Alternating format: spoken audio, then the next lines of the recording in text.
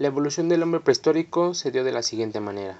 El período cuaternario se dividió en Pleistoceno medio, que abarca del 150.000 al 40.000 a.C., en donde existe el hombre cazador con flechas de lascas de piedra.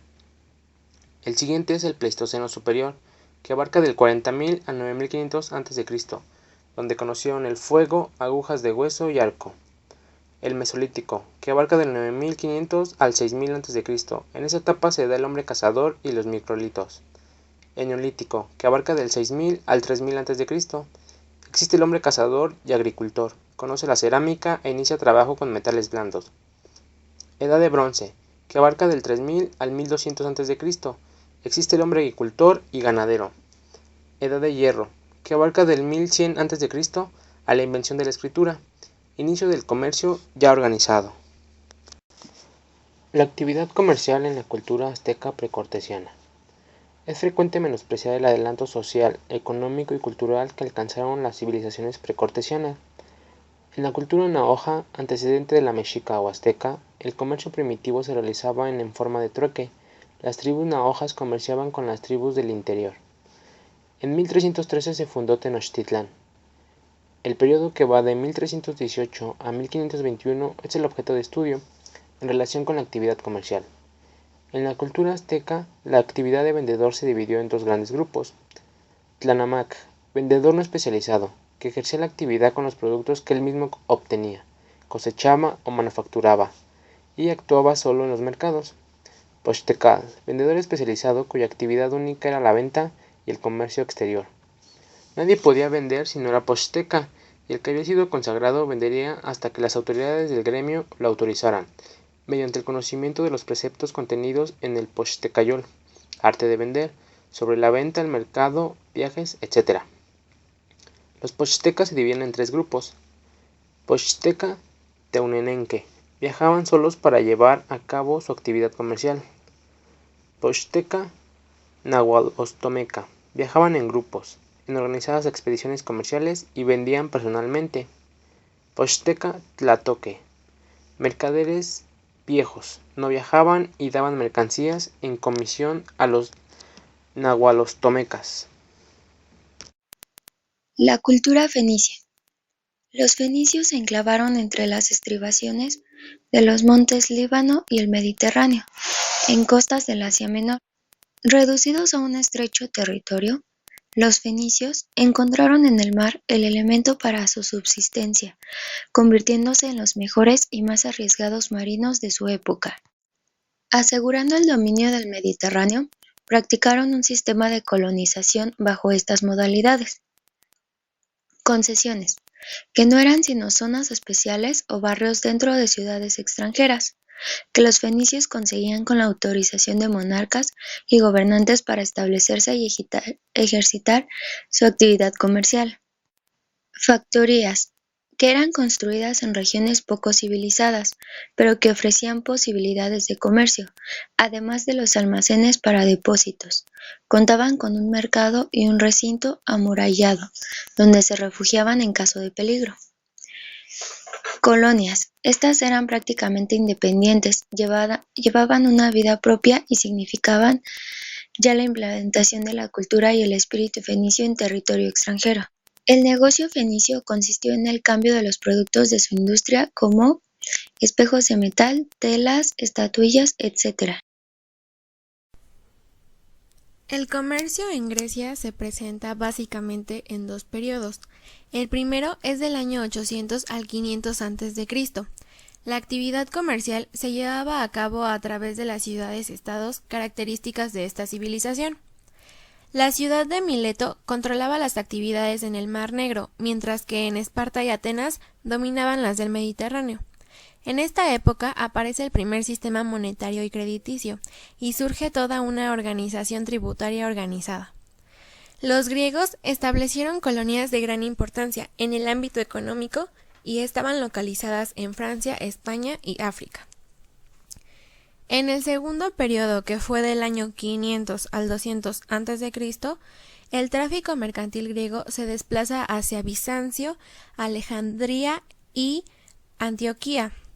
Grecia manejó con éxito el comercio de la alfarería, los mármoles y los cobres. Los objetos naturales que se comercializaban preferentemente era el aceite de oliva y el vino. Como en su territorio no tenían muchos productos para el comercio, servían de intermediarios a los otros países, manejando el oro y la plata de España, así como los perfumes y los metales de otra procedencia. Cultura romana. Esta cultura se comprende desde el año 753 a.C. hasta el 395 después de Cristo. La actividad comercial de los romanos era más bélica que comercial. Sin embargo, utilizó las vías de comunicación que construyó con fines de conquista para la movilización de sus legiones. Por dichos caminos transitaba continuamente el tráfico comercial, es decir, mercancías procedentes de botines, tributos y explotación de pueblos conquistados. Primeramente, Roma era un pueblo agricultor y de comercio, pero después de la anexión de colonias griegas se origina una gran flota mercante, iniciando su actividad comercial. En Roma se instituyen las primeras normas legales, tales como el préstamo, los intereses y contratos, surgiendo así los contratos de compraventa y dándose los primeros pasos para institucionalizar las asociaciones mercantiles. Las vías de comunicación romanas llegaban hasta los confines del mundo conocido hasta entonces, por medio de sus calzadas, que se utilizaron con fines mercantiles y representaban grandes ingresos debido a que se debía pagar derechos por transportar mercancías a través de ellas. Roma comerció con ganado, marfil, seda, lana, miel, cueros y pieles.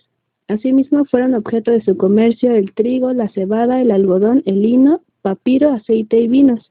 Entre otros productos pueden citarse el plomo, el oro, la plata y el hierro, así como sedas, alfombras y esencias que procedían de Oriente. La Edad Media. Durante la Edad Media comienza un muy incipiente desarrollo comercial en los países europeos. Hay un retroceso de la cultura, excepto en la Iglesia. Inicialmente, los productos agrícolas no eran frecuentemente vendidos, sino se entregaban al señor feudal. Este era el dueño tácito de todos los bienes producidos en su comarca, a cambio de protección militar a sus vasallos. Se generaliza el sistema monetario metálico. Se da la aparición de agentes mandatarios, cambistas, comisionistas y asociaciones mercantiles. Se inician las actividades bancarias y de crédito. Luego, el crecimiento demográfico propició la migración a centros urbanos. En consecuencia, comenzó a darse una división de trabajos. Los maestros artesanos y demás pobladores urbanos, imposibilitados para llevar a cabo una producción agrícola, compraban por precio sus alimentos. Existen dificultades de seguridad y de transporte. Además, aparecen las ferias y los mercados. La institución gremial es una institución de defensa mutua y de control, de defensa comercial, un monopolio de producción y distribución. La actividad comercial y las cruzadas. El desarrollo que tuvo el comercio tras el medievo fue gracias a las cruzadas en los siglos XV y XVI, logrando llevar a Oriente a gran parte de pequeños y grandes terratenientes e inmensa mayoría de agricultores. Cabe destacar que en el transcurso de estos años se presenció una actividad bélica prolongada de casi 200 años, con intervalos mínimos de paz, en promedio de 20 años estos. En fin, su prolongada estancia en el Oriente les creó a estos caballeros nuevos hábitos de vida, como las sedas en la vestimenta, los perfumes en la higiene, la comida con especias, entre otros. A su regreso a Occidente, los excruzados representaban un muy codicioso mercado por todo el tipo de mercadería que trajeron consigo en su viaje de vuelta. Esto incitó a la constitución de caravanas a fin de transportar a lomo de animal tan preciados objetos. No obstante, las dificultades de transporte y bandidaje a lo largo del camino ocasionó un mayor valor y asimismo la carestía de estos, obstaculizando su venta. Esto hace referencia al precio exorbitante que le daban estos artículos, de modo que escaseaban los compradores potenciales. Todas estas vicisitudes fueron consideradas como el principal aliciente para armar expediciones marítimas hasta la India por rutas más seguras. Fue Colón quien logró dicho propósito, llamando Indias Occidentales a los territorios hallados e indios a sus habitantes. La venta en los siglos XVI al XVII. El continente americano quedó sujeto a legislaciones especiales conocidas como leyes de Indias, de las cuales un instrumento básico fue la Casa de Contratación en 1503. Esta casa de contratación funcionaba en Sevilla y regulaba el comercio y tránsito de toda la mercancía que se enviase o procediera de América. Los impuestos que gravaban las mercancías que llegaban o salían por el puerto sevillano a finales del siglo XVI alcanzaron 24 millones de ducados y constituían una fuente de ingreso de la hacienda española. Florecieron los consulados o juzgados de comercio que debían intervenir en ventas, cambios, seguros, quiebras y fletamientos. El comercio inicia la actividad del mayoreo con vendedores que compran y acaparan los productos mediante transacciones por documentos. Se instituyen los corredores comerciales y las bolsas o lonjas en donde la compra y venta se realizaba con alimentos, bebidas, metales, etc. Se centraliza el correo, se regularizan y reglamentan las empresas SDRL y SA, y la bolsa compra, venta y tramita documentos. Las fases de Montfort. Las fases de Montfort se dan conexas a la edad contemporánea, donde se imprimen nuevas características a la actividad comercial, como la aparición de la máquina de vapor, invención de James Watt. Al finalizar esta época, Lewis Montfort la declara fase eotécnica o aurora de la técnica, que abarca el periodo comprendido entre los años 1000 y 1750. Contemporánea. Se inicia la segunda fase a la que Montfort denomina paleotécnica o de la antigua técnica, que abarca desde 1750 hasta 1785, y la fase neotécnica o nueva técnica que va desde 1785 a nuestros días.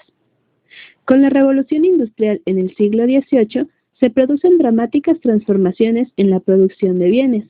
Por ejemplo, 20 personas podían producir harina para 72,000 personas, cosa que en la Roma antigua hubiera sido lograda con 2,280 operarios. Con esta elevada producción nacen los almacenistas, mayoristas y detallistas, así como el vendedor viajero, que llevaba mercancía a través de rutas prefijadas, con solo muestras y tomando pedidos debido al riesgo de asaltos. El buhonero vende de puerta en puerta y de pueblo en pueblo su mercancía, pero su ética era considerada dudosa. El moscardón esperaba posibles clientes en la entrada de la ciudad para llevarlos a los almacenes en los que prestaba sus servicios o vendía sus productos. Los sistemas de transporte como el ferrocarril y la modificación en las comunicaciones influenciaron las actividades de venta. Ya en el siglo XX se estructura la actividad del vendedor comisionista. Entre 1914 y 1920, en la Primera Guerra Mundial, se consumía todo lo producido debido a la carencia de la época. En 1929, durante la depresión económica, ante la dificultad de vender, se estudian los métodos de la promoción y venta, y surge esta última como ciencia. De 1939 a 1945, a causa de la Segunda Guerra Mundial, se difunde el concepto de marketing. Actualmente, se profesionalizó la actividad de ventas y el estímulo comercial con la difusión de tarjetas de crédito.